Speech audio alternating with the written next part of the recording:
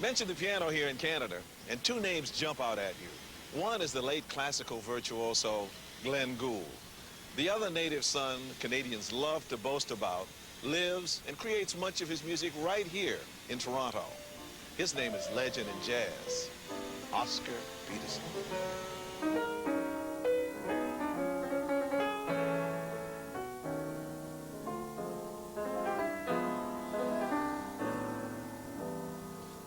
I'm going to tell you right in the middle of this, you're a drag because you have promised me that you were going to send me the music and I'll give it to you today. You're here.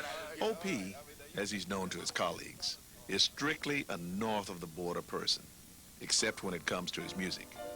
He's one of the very few who continues to influence jazz from outside the lower 48. His forte is improvisation. There are none better. Perennial question, what is jazz? I always say it's instant composition. That's the only way I know of. You know, they say, what is it? So I see instant composition. So what do you mean? So, well, you hear a chord, you play something. You hear some time, you play something. Put them together, you play something. That's what it is. You hear something, you react to it. You know, my bass players over the years have always taken me different ways. And I always tell them, it's fine, you take me there as long as it works out. Don't get me out there and leave me. I say, well, I can't get back, so get back to it. No, it doesn't work like that.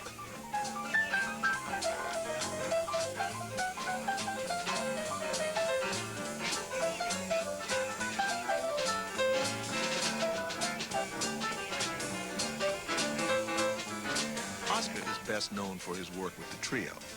For years, it was Ray Brown on bass, plus a variety of drummers or guitarists. Barney Kessel came in as the really first guitarist in the group that we had. And he came fresh out of the studios, you know. Now, you know what that means. You don't get to play any solos. You're playing whatever's on that sheet. So Barney was jazz-starved. He came in like an enraged panther, you know. So the first night we opened in Cleveland, and I said, well, Barney, we haven't got any arrangements, so let's just play some things, you know. And we played I played the first melody to the tune and gave him the chorus. And that's the last I saw Barney Kessel that night. I mean, he went crazy on me. Right, so first of all, you know, you get in that kind of trouble, somebody's wiping you, right?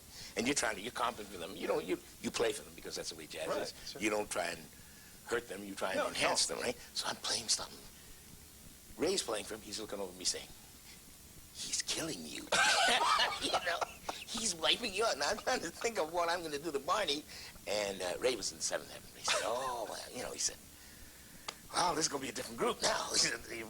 I said, well, that was tonight, Barney. Tomorrow night's another night. You know, you got to come up every night with that.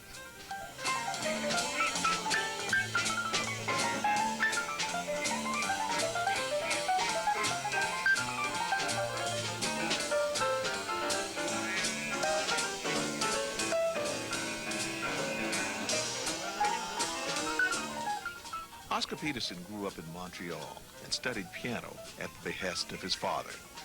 He says he was influenced mostly by the stylists: Ellington, Basie, Nat Cole, Teddy Wilson, Art Tatum.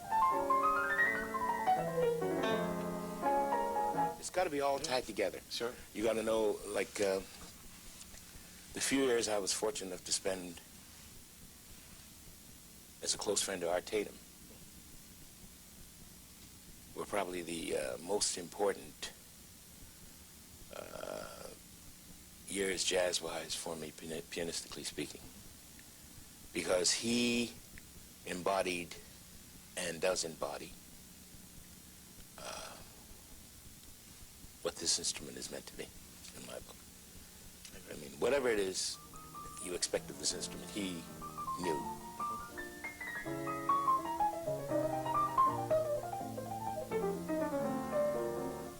Oscar says playing for vocalists calls for special sensitivity. Because in the years that I worked with people like Ella, Sarah, and different vocalists, that's where you learn what a joy it is to sublimate yourself somewhat, and yet you're actually extending yourself, as you know.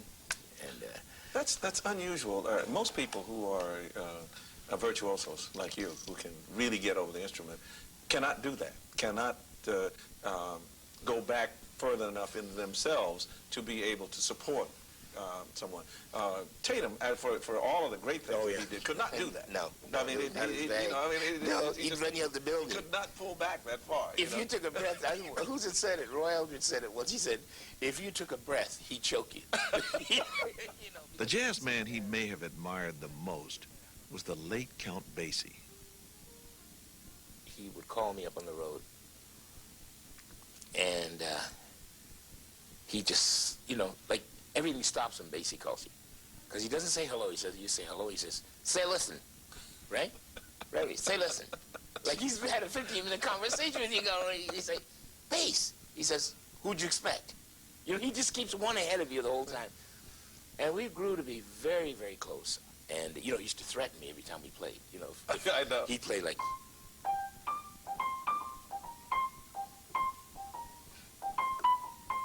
So, if I want to get his attention, I'd play something like...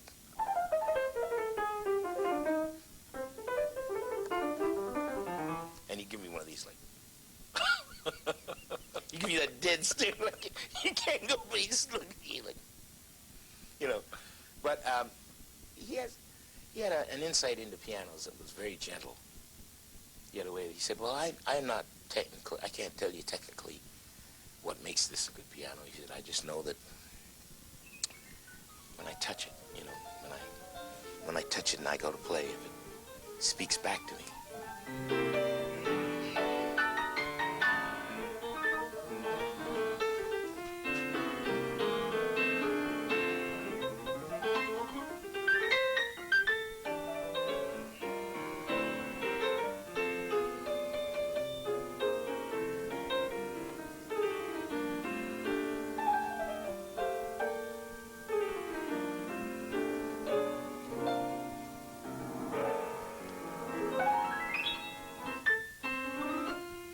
Working in a nightclub in London, which you know of, and it was jam-packed. We were having a heck of a run,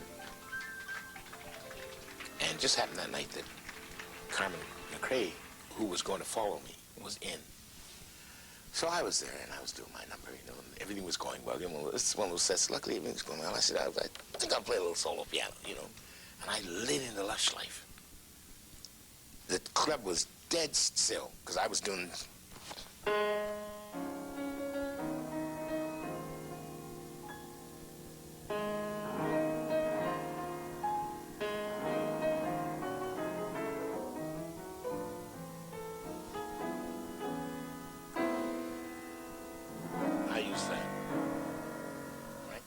That was fine. But when I came back around that turn, I missed the turn. Everybody's listening. I'm playing, and I'm saying to myself, you just blew it. You just blew it. So naturally, I can't stop. Right. So I improvised something. His voice came and said, that's not it, Oscar. It's Carmen. Because it's that kind of tune. You can blow it very badly. That's a tune you cannot take for granted. I tried taking it for granted. It's...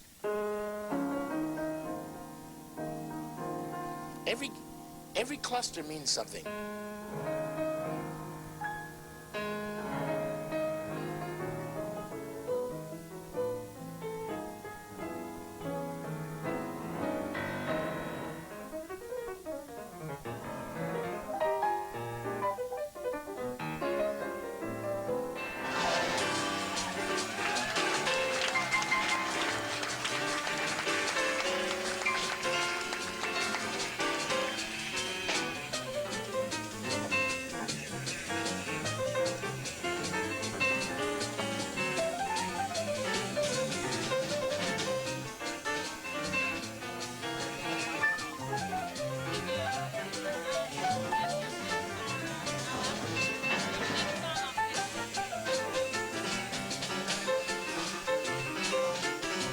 Oscar Peterson is a presence.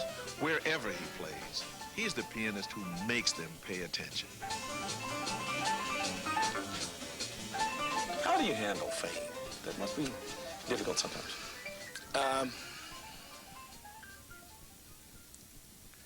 I try to handle it first by being appreciative from their standpoint. Because as you said, when you come off, it's a terrible moment. one of my fathers-in-law said to me, he said, you know what? He said, I never realized something. I said, well, he said, if I ever had to get you, I know when to get you.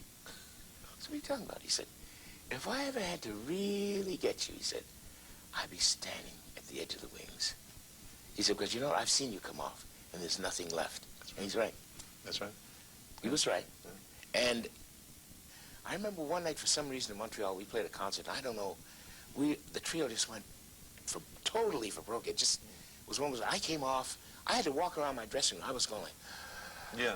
You know, one of these things that, like, I was just wasted. And in that moment, I try to, even within that moment, I still try to remember that I was once the kid that excitedly stood in the wings in Montreal to hear Count Basie. And when he came off, he came out, put his arm around me. You know. Yeah. And I feel very proud that I can get to people's vitals that way with music. Because if you can do that, then that's what I want to do. Because you know what? You make people at that point realize that they can be had, that they can be reached. Right.